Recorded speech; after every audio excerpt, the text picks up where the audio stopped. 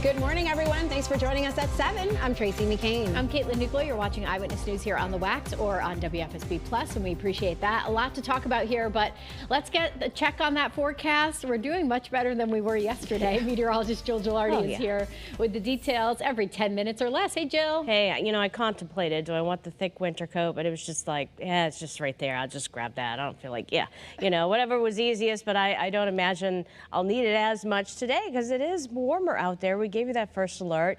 We are going to be tracking that clipper system still impacting us, but it's not till later today. So things you need to get done outside, you do so now through the early afternoon. Now it's going to bring rain for most, but snow for, of course, the western, northwestern part of our state, briefly northeastern later on. It's going to be blustery tomorrow, so forget about the thermometer reading. It's going to be feeling a lot colder than that.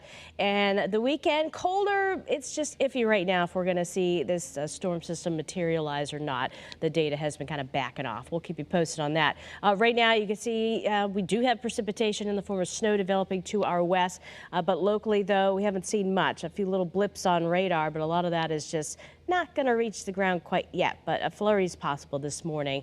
We do have some sunshine, obviously, that's live in Torrington. Temperatures starting off close to where we topped off yesterday. How about that? Upper 20s and low to mid 30s. And as we walk you through the forecast hour by hour, that's through 2 o'clock. We're warming up above freezing, a lot of 40s to near 50 degrees, especially down towards the shoreline. And then here comes that snow or rain breaking out.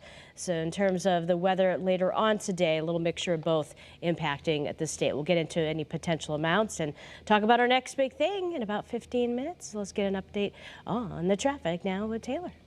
Good morning, Jill. I just checked in with DOT. They're just reporting some congestion on 15 in Trumbull and 95 in Bridgeport. But things are moving really nicely through the construction zone in Meriden, as well as Route 9 in Middletown. Things moving good. Here on Hartford, people getting onto 84 there, and in Waterbury, everything looks good.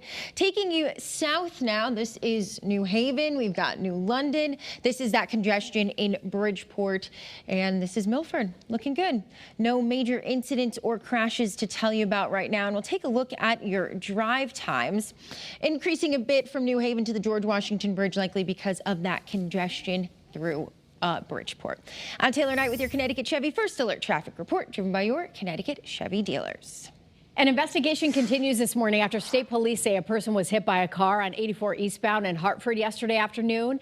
It happened just after 3 o'clock near exit 46, and the highway had to be shut down because of it. So take a look. You can see the big traffic backup, all those delays because of this. We're still working to find out the condition of the person who was hit and if any arrests have been made.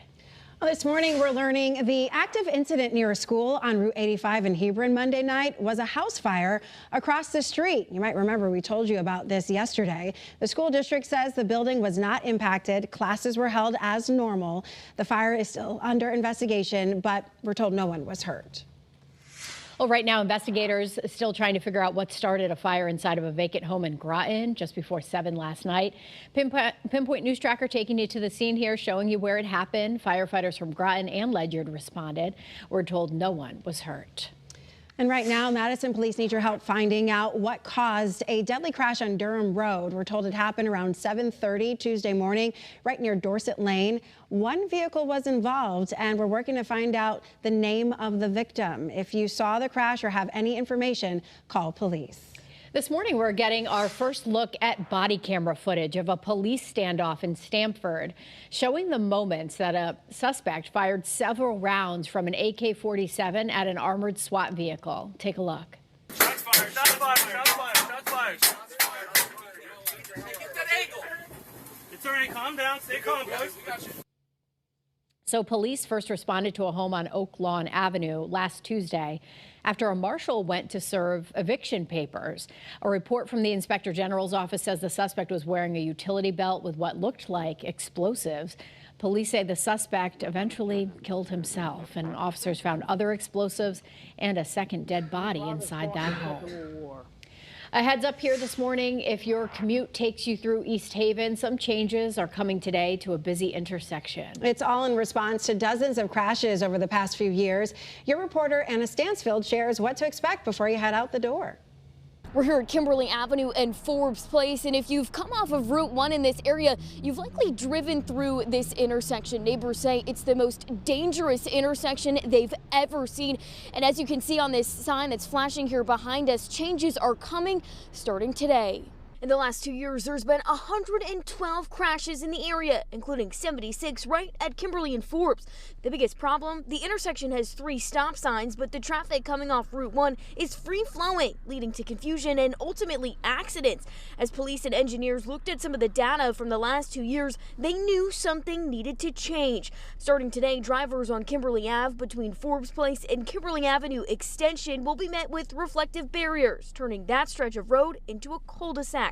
Many neighbors now relieved they might finally see a safer version of this treacherous intersection. That intersection over there is a killer. There are so many accidents and stuff, so I mean, that'll be great if they can just, make that better. Again, we're expecting those temporary barriers to be set up at some point today, and although, as I mentioned, they are just a temporary fix, the town tells us that if they do prove to be effective, they will think about putting a more permanent solution here at this intersection. I'm your reporter in East Haven, Anna Stansfield, Channel 3 Eyewitness News.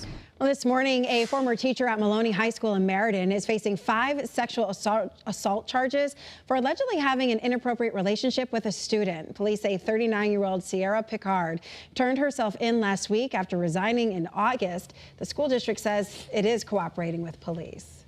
Well, new this morning, some families in Old Saybrook have more reasons to be happy. Animals are back in local schools. District leaders temporarily removed them earlier this year because they wanted to add a few safety precautions. Your reporter Roger Suzanne breaks down the compromise that some people are pretty happy about. Absolutely, ladies. A lot of parents and students here at Goodwin Elementary and other schools in Old Saybrook were devastated when this situation initially played out. Get this, more than 300 people actually signed a petition over this issue, but now the critters can come back to the classroom under a few important conditions. This is the little guy who initially sparked the controversy. Oscar, a bearded dragon, was the superstar pet in a 3rd grade classroom here at the Goodwin School. But earlier this year, district leaders temporarily removed Oscar and every other classroom animal for safety reasons. They were worried about allergies and liability in particular and wanted to get some policies on the book.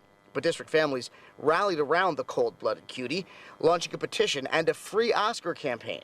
The Board of Ed was listening. Last night, members unanimously approved the return of classroom pets with a few important guidelines. First, teachers must tell parents about the animals ahead of time to mitigate allergy concerns. And the school nurse must sign off and explain how they would treat any injuries. But the bottom line is Oscar and all his scaly and furry friends are welcome again at Old Saybrook schools. And one other guideline was hashed out last night, and that is that teachers will have to agree to any costs associated with these animals before they bring a pet into their classroom. Reporting in Old Saybrook, I'm your reporter Roger Suzanne, Channel 3 Eyewitness News. Well, today we expect to find out if the Federal Reserve will cut its benchmark interest rate. The board is wrapping up a 2-day meeting today, and that decision could impact how much you pay for your mortgage or car loan. The Fed is trying to keep inflation down while combating a slowdown in the job market. Happening today, the owner of several popular brunch restaurants is due back in court for another hearing over writing bad checks. Gina Luari is the owner of the Place to Be and is facing federal charges after police say she wrote fraudulent checks to a restaurant supply store totaling more than $10,000. She also had several separate issues with her restaurants, including unpaid rent and evictions.